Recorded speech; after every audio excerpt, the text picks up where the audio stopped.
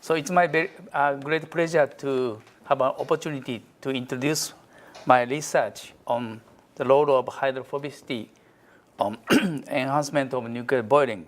So before going into my talk, so maybe you don't know the location of our university. So our university is located in the very west end of Japan, and yesterday I fly via Tokyo, Narita, and Washington, D.C., and Toronto.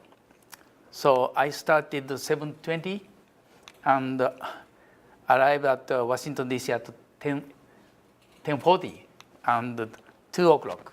So very close, you know. And my city of Fukuoka is ranked in the 7th world most livable cities in the magazine of Monoclo in 2016, and the 5th largest city in Japan, and the population is 1.5 million, and the largest city in Kyushu Island. So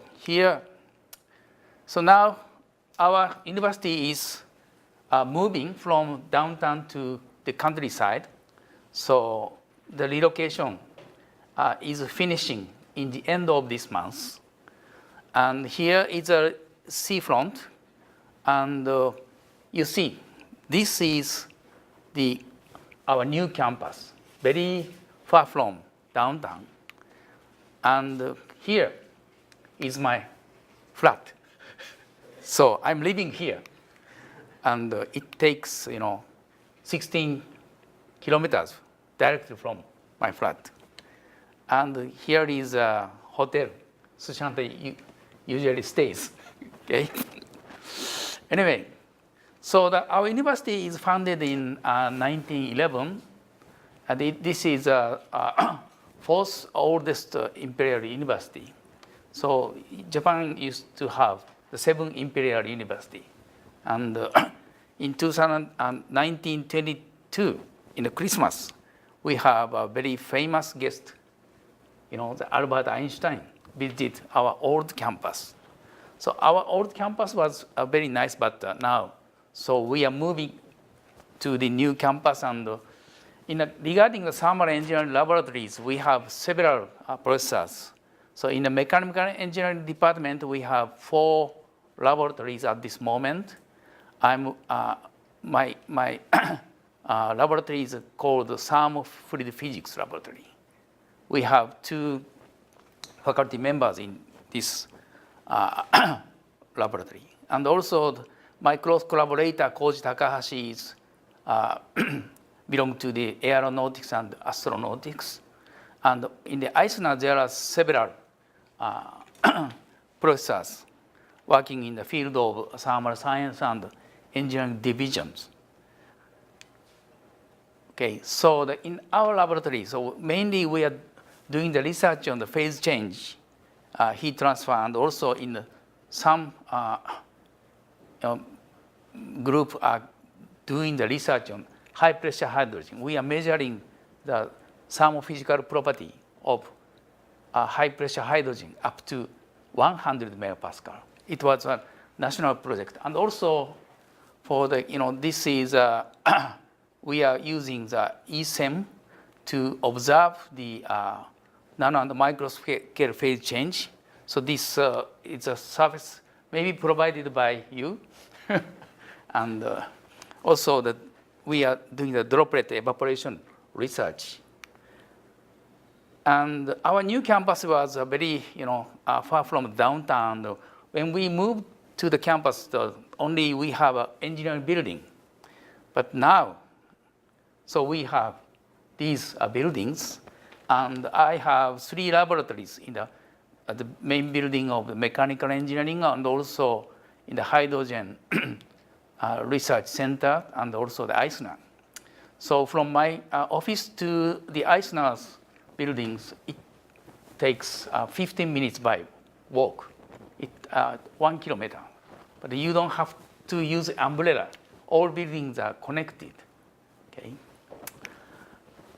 So then finally, I'd like to introduce a book of boiling. All Japanese boiling researchers wrote this book and published last year. So you will see how thick is this book. It has 800 pages and almost 2 kilograms. Okay, and this guy is an editor-in-chief.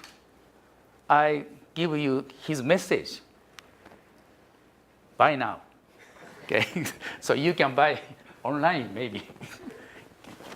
So now I go back to my today's talk. So first, introduction, and I talk about the hydrophilicity and the hydrophobicity on the phase change and the general trends. And then I introduce a strange behavior of boiling on superhydrophobic surface. And in the enhancement of boiling, so the dissolved air is very closely involved. And I introduce this and also the mechanism and how to, in the last part, I showed how to enhance the boiling with mixed wettability coating. Okay. So maybe not all of you knows about the boiling heat transfer. So this is the called boiling curve. The vertical axis is heat flux. Heat flux is heat transfer per unit area, okay, per second. And the horizontal axis is, we call it degree of superheating here. It's the difference between wall temperature, surface temperature, and saturation temperature. Saturation temperature means boiling point. Therefore, usually if we have a boiling of water in atmospheric pressure, the boiling point is 100 degrees Celsius. But the actual boiling starts, for instance, the surface temperature of at maybe 110 degrees Celsius. You need 10 Kelvin superheating or something like that. So therefore, we have this, curve in this degree of superheating and heat flux. And the boiling curve has a N shape. When the boiling starts, so when we increase the heat flux, the delta T saturation, delta T sat superheating increase, and we call this area as a nucleate boiling. So you will see the boiling bubbles, like that you can observe such boiling in the kettles. Okay? But if you increase the heat flux at this point, so we cannot have nucleate boiling mode anymore because the heat load is too large, and the boiling surface is covered by the vapor. Okay, then the boiling shifts to the film boiling. But when you decrease the heat flux from film boiling mode, so it doesn't go back to the nucleate boiling at this point. So you can keep the film boiling in the lower heat flux, and at this point G, so we call it the minimum heat flux point, the boiling goes to the nucleate. So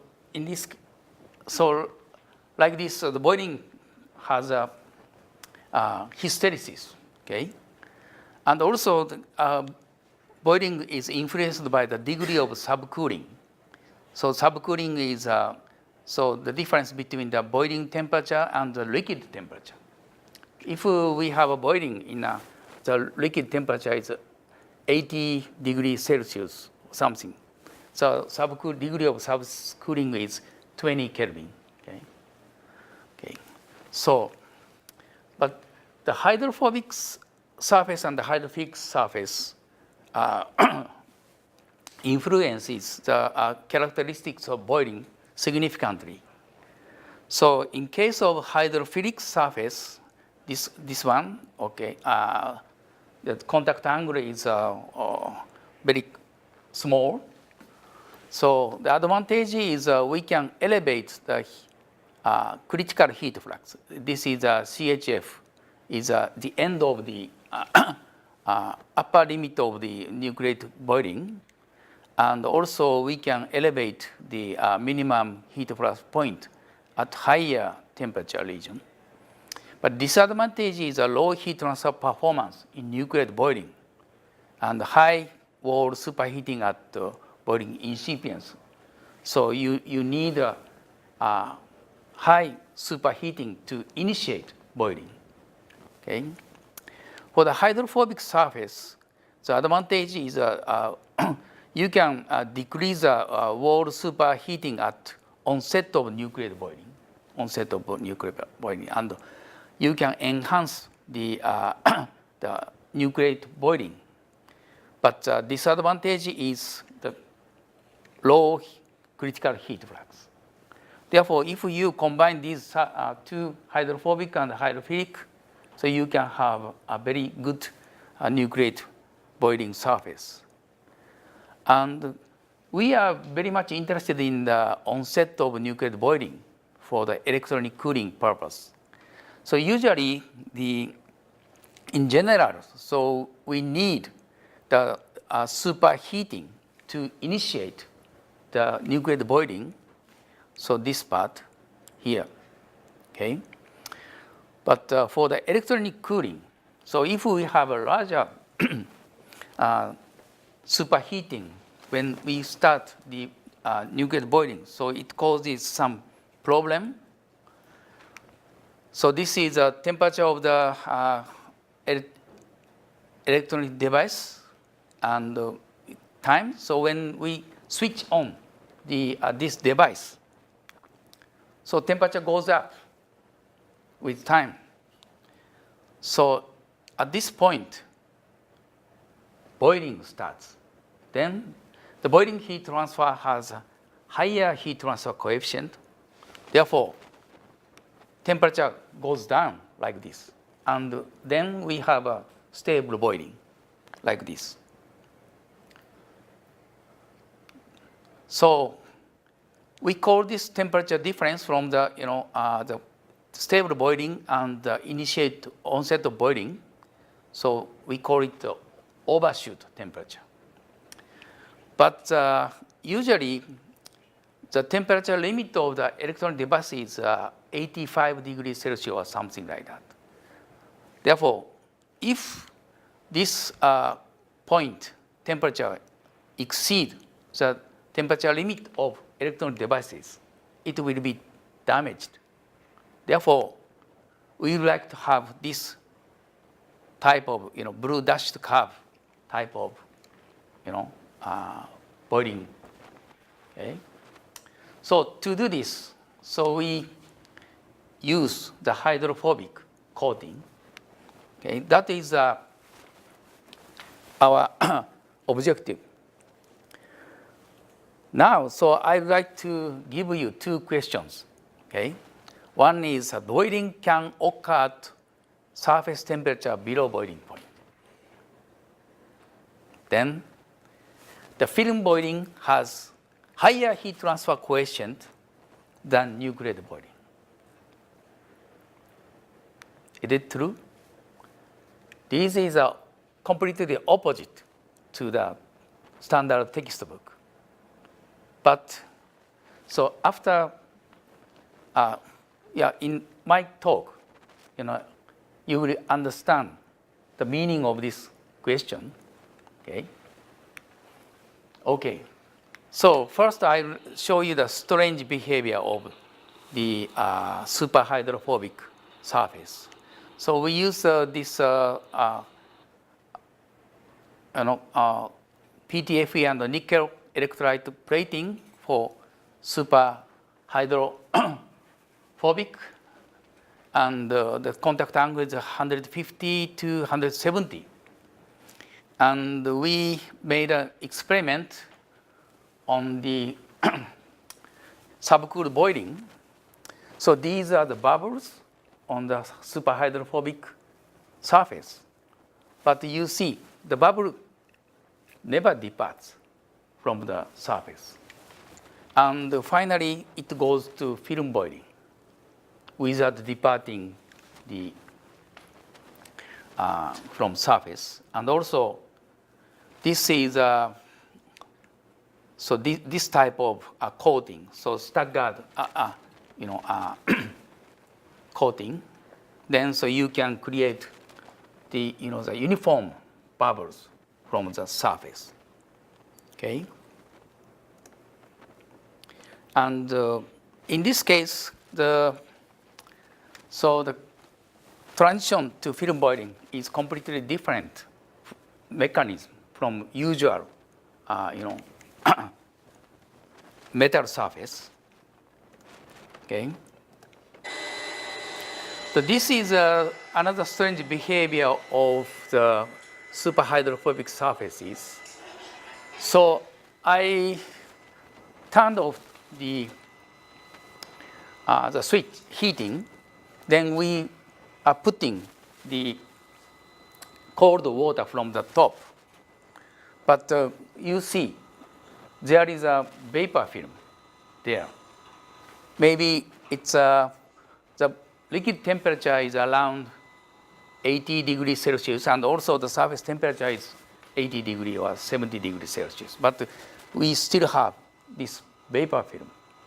Okay? But it disappears when we cool down.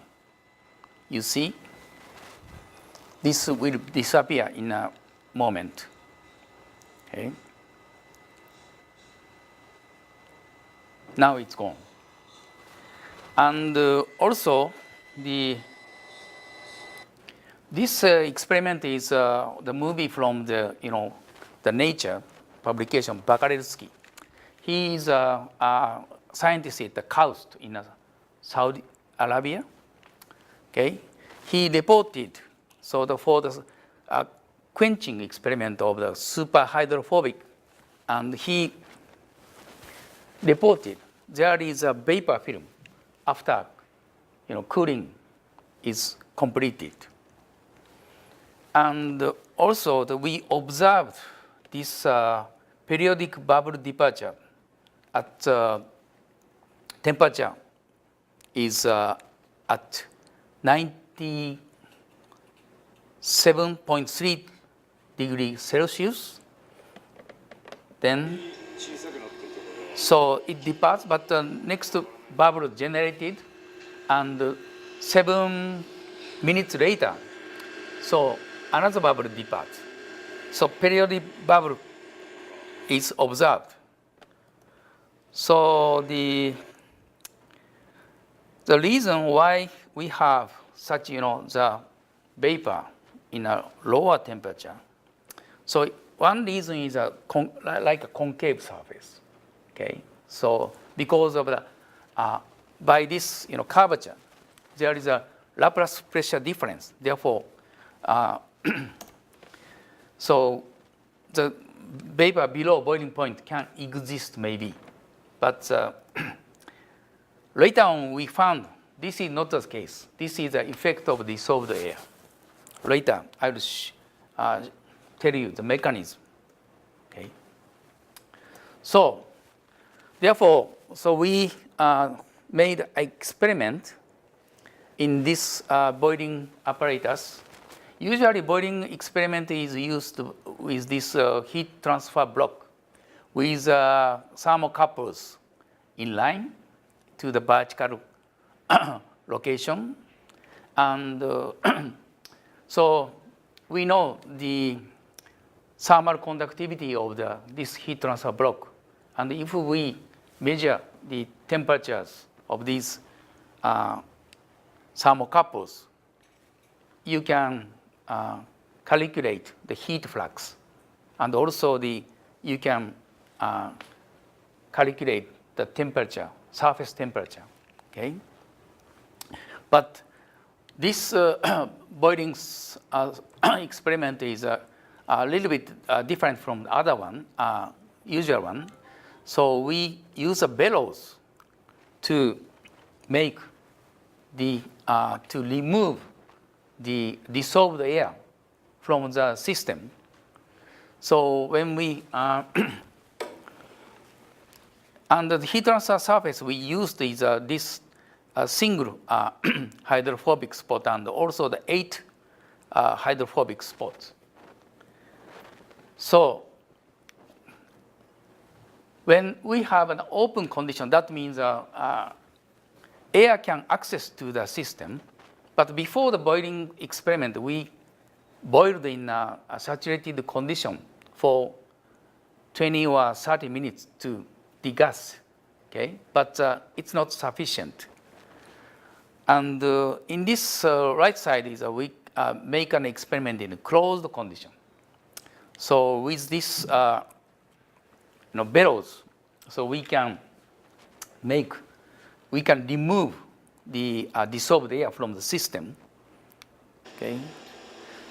And we have 2 boiling curves, okay, in an open condition and closed condition. So this red line, red curve shows the boiling curve for the open condition that contains dissolved air in the liquid. But this circle is a closed condition. It doesn't contain the dissolved air.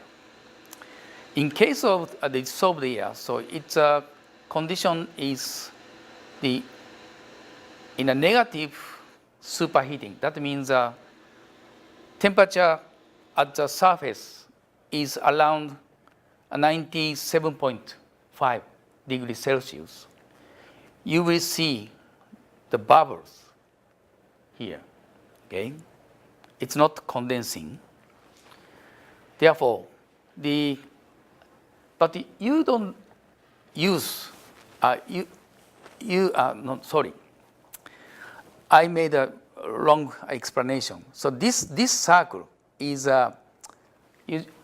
titanium dioxide superhydrophobic surface, not the closed condition.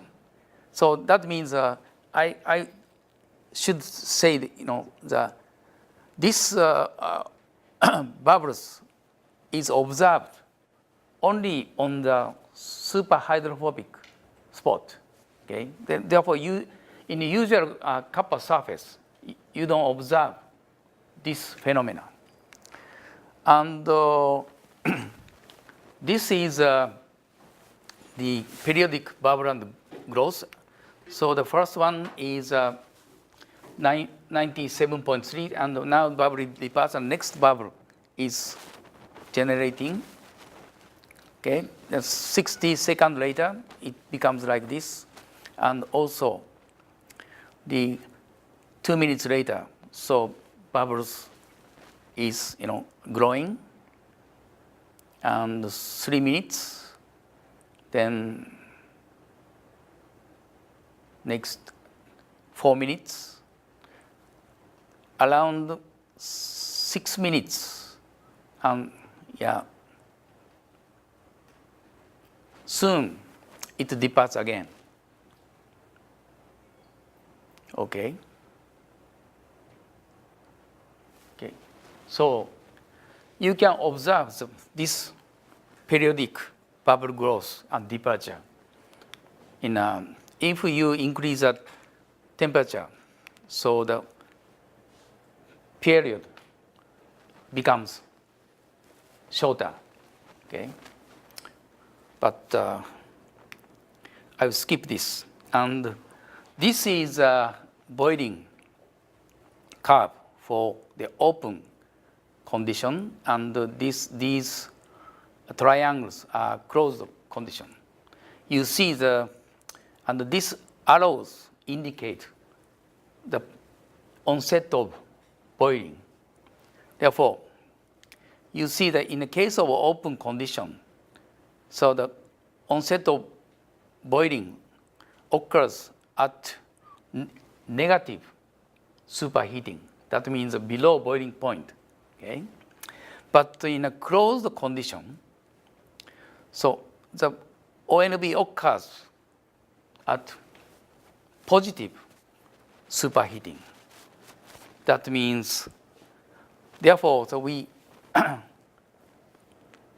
understand that that for dissolved air served as the onset of boiling, and the bubble behavior between the open and closed condition is significantly different from each other. In the left-hand side is open condition here, and the right-hand side is closed condition. Okay, so you don't see any bubbles in a closed condition, only small bubbles attached to the system. So, therefore, in a the bubble stays on the hydrophobic point. Therefore, there is no agitation effect by bubbles. Okay? Therefore, and when we increase the heat flux, the two curves meet to the each other, and the same heat transfer characteristics are obtained, but the size of the bubble is still different. Okay. Then, so you see the bubble stays on the hydrophobic spot. Therefore, we can measure the temperature inside the bubble by inserting this thermocouple to the bubble. And we measured along the vertical direction. So then we found that the top of the apex of the bubbles temperature is much below the boiling temperature. Okay, and also, so at this point, so temperature becomes like this 85.5 degrees Celsius or something like that. Then we think the inside of the bubble is a mixture of vapor and water vapor and air. Okay, that temperature is corresponding to the vapor pressure of this one, and the system pressure is 1 atmosphere. Okay, 1 atmospheric pressure. Therefore, the rest of the for instance, if the total pressure is 100 kilopascal, maybe 42 kilopascal is a partial pressure of air inside the bubble. Okay. And also the mechanism of the heat transfer is, the evaporation occurs at this point, but the vapor condenses here. Therefore, the dissolved air is accumulated inside. And when the buoyancy force becomes large, the bubble departs. But bubble contains sufficient air inside. Therefore, no condensation occurs, and the bubble can go to the liquid surface. Okay? That is a mechanism of. And the heat transfer mechanism we are proposing is like a heat pipe. So the evaporation occurs at here, and the condensation occurs here. Therefore, so the bubble works like a heat pipe. That is a mechanism why we have higher boiling characteristic in case of open condition. Okay. So, but this is just only the experiment. Therefore, we analyze on the nanoscale and numerical technique to understand the mechanism. The first, this is the collaborator. Okay, so Professor Shiomi at the University of Tokyo and James Cannon. So first, so we made an MD simulation. So we have two regions, hydrophilic region and hydrophobic region. And the question is, which region is a bubble generated from which region? Hydrophilic or hydrophobic? The answer is from hydrophobic region. And also, my colleague, Koji Takahashi, so he observed the nanobubbles by AFM. And there is two regions, so hydrophobic region and the hydrophilic region. Then the nanobubbles comes near the boundary between the hydrophilic and the hydrophobic region. Okay? That means the dissolved air in the region of the hydrophilic surface comes, diffused, to the hydrophobic part and appeared on the hydrophobic surface. That is so the role of hydrophobic part. Therefore, we have hydrophobic part. It works as very excellent bubble nucleation site. And in the second MD simulation is the effect of the dissolved air. So does the superheating at ONB decrease when the liquid contains non-condensable gas? So he put some amount of nitrogen into the liquid and calculate how the boiling temperature goes down. Okay? The answer is the ONB temperature decreases by the pressure of non-condensable gas in liquid. That is one mechanism. The other one is a numerical simulation by phase field model. Okay, it's this is our postdoc Bioshen and again the Professor Shiomi and Professor Amberu from KTH. So they made a numerical simulation with dissolved air and without the dissolved air. Okay, so we have two regions, hydrophobic region and hydrophilic region. So it has a different contact angle, and we placed the initial bubbles like here. And the temperature is a little bit subcooled. And so then we heated from here. Then we observed the bubble grows or decrease. The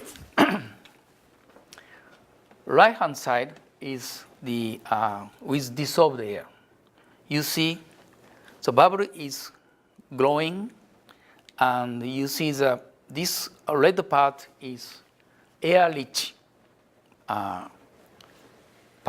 Therefore, the air-rich bubble is generated and goes upward, but without dissolved air. So the bubble is,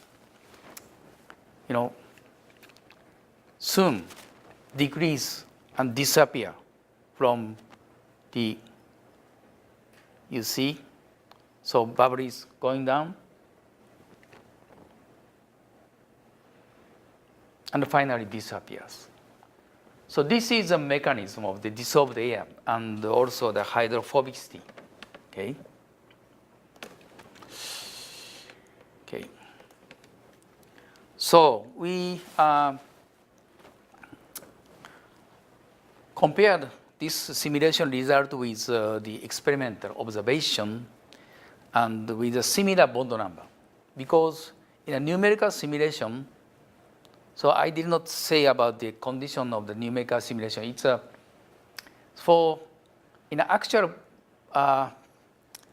1 atmospheric pressure condition, it's not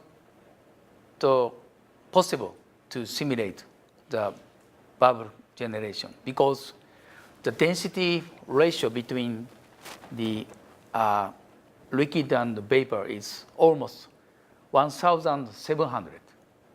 So therefore, if the very small amount of liquid evaporates, so it becomes a very large vapor volume.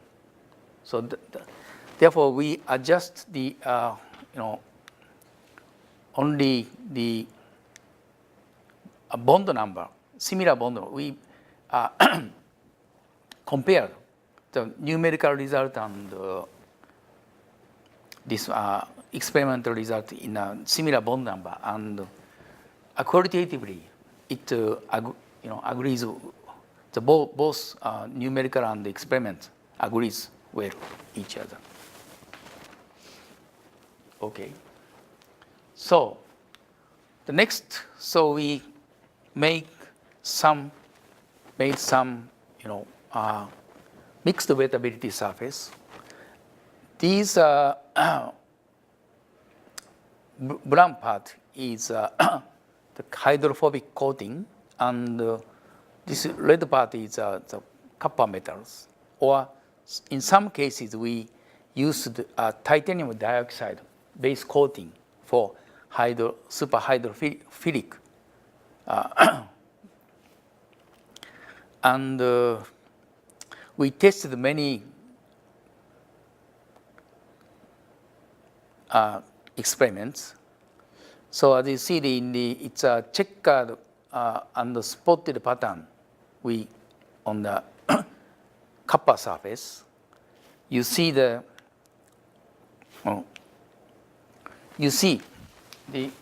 we have very uniform bubbles departed from this surface. And as you see, the inside of the hydrophobic coating is always dry. Okay, bubble is attached to the peripheral of the coating. Okay, so hydrophobic spot is always dry. But you can enhance the heat transfer. Okay, like this. Okay, this red curve is a copper mirror surface, but these are hydrophobic coating spot has the larger heat transfer coefficient, almost 6 times larger as a normal copper surface. Okay, and also the mechanism why we can enhance the boiling is like this. In a copper mirror surface, when the bubble departs, so there is no residual bubbles on the surface. Surface is completely wet. Okay. Therefore, so we have to wait for a while until the next bubble generated. So we have a waiting period. But in case of hydrophobics, spot, so after departing these bubbles, some amount of bubbles remains on the surface. Therefore, we don't have any waiting period. So the surface can emit bubbles frequently. That is a mechanism of the enhancement. Okay.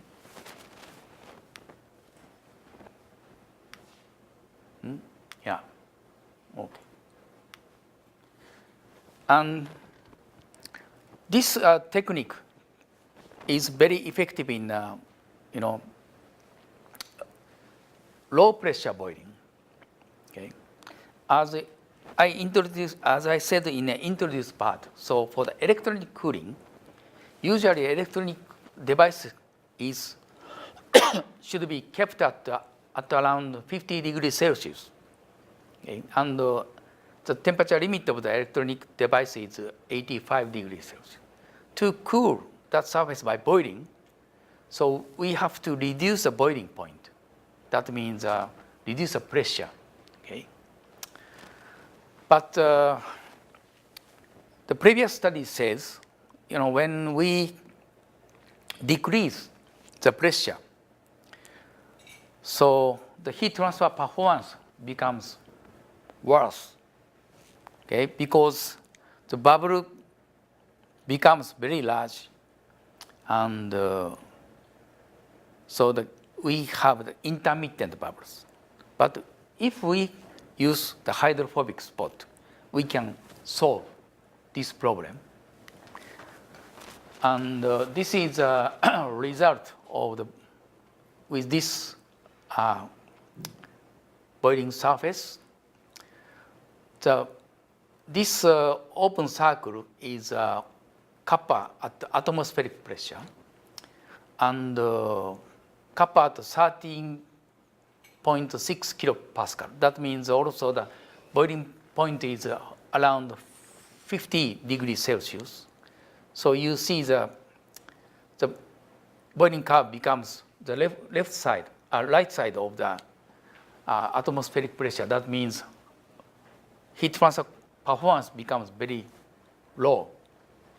But if we have this biphilic surface, so you see these curves, the atmospheric pressure and low pressure condition, the same, performance. Okay, but onset of boiling is not the same.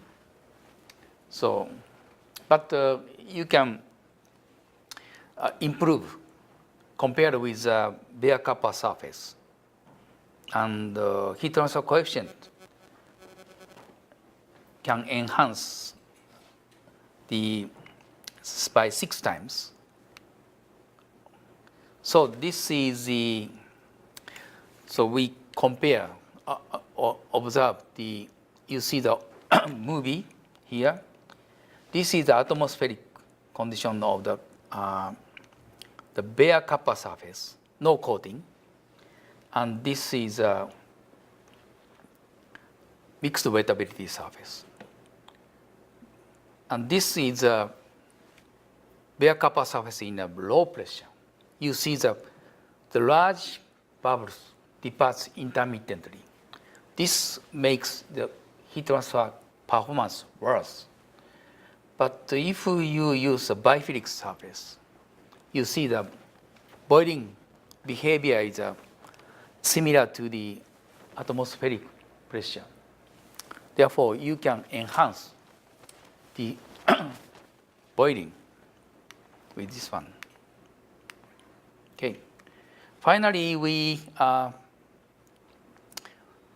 applied this surface to the looped thermosiphon, and we have the biphilic surface in the evaporator of the thermosiphon. So here, then the vapor is generated and condensed at the condenser and circulated. Okay, and we observe the similar by the similar experiment, and this is thermal resistance at the evaporator side, and we compared this with other researchers, and we have the best performance compared with the other researchers. Okay. So the question 1, you remember? Boiling occurs at below boiling point. Is that true? So if there is a dissolved air, But some, Professor John Kim said, it's not boiling. Some said, the boiling or boiling like bubbling. And he insisted it's not boiling. But he created new term. It's boiling. Okay? But without, dissolved air, we don't observe. And without hydrophobic spot, we don't observe this phenomenon. Okay? The next question, second question is it a nucleate boiling or local film boiling? Because hydrophobic spot is always dry. Okay? Can we say it is a local film boiling? Because, surface is always dry. And that type of boiling has better boiling performance than usual nucleate boiling. But I think it is still nucleate boiling. It's not a film boiling. Because film boiling is all heat is transferred through the vapor. But this type of local film boiling, the evaporation occurs at the triple phase contact line. Therefore, it is still a kind of nucleate boiling. Okay. So, this is a concluding of my talk. So, I don't read this because it's too complicated. But you understand the effect of dissolved air and hydrophobic spot in this type of boiling. And I like to thank my colleagues and research fund. And this is the last movie of boiling. If you have any questions, okay. Thank you very much for your kind attention. Questions and comments? So, I wonder about the hydrophobic spot, the size. I noticed around a few millimeters. Right? This close to the capillary lines. Is any? This is wondering about how the size. You go to smaller size or larger size. How they influence the behavior. Yeah, it's a very important question. So it's still in question. So first I think that maybe there should be the optimum size of the hydrophobic spot and the intervals, pitch. So it's related to maybe the capillary length or maybe Rayleigh-Taylor instability wavelengths or something like that. But still in question. And also according to our experience, so if we have the same area of hydrophobic spots, the smaller circles and many spots will be better than the single large hydrophobic spot.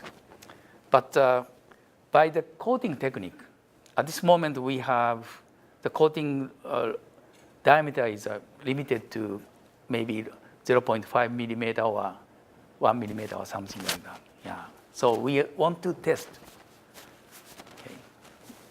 in the future.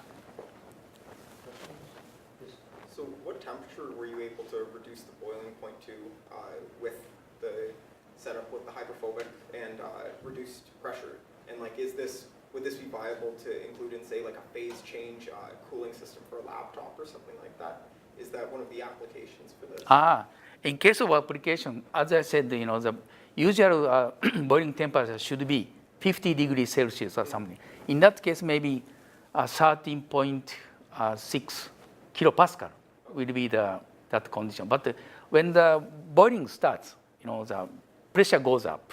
Therefore, the saturation condition temperature also goes up. Therefore, I think maybe the pressure should be a little bit lower, okay, than 13.6 kilopascal. I have a question here. So, if I have a tea kettle, so I should be looking at more on this pattern to get a quicker tea done, or? No. So because to get hot water, the amount of the heat is the same, regardless the heat. The Q. Regardless the surface temperature. Okay. So the heat flux, in case of the kettles, so we are using controlling the heat flux, not the surface temperature. So heat flux is fixed. Yeah, fixed. But if we want to have a lower surface temperature, the hydrophobic spot will be better. But it doesn't make sense in that case. Is there now a question? We'd like to give a token of appreciation from when some memento. Oh, thank you very much. For your talk. Thank you so very much. much. Thank you.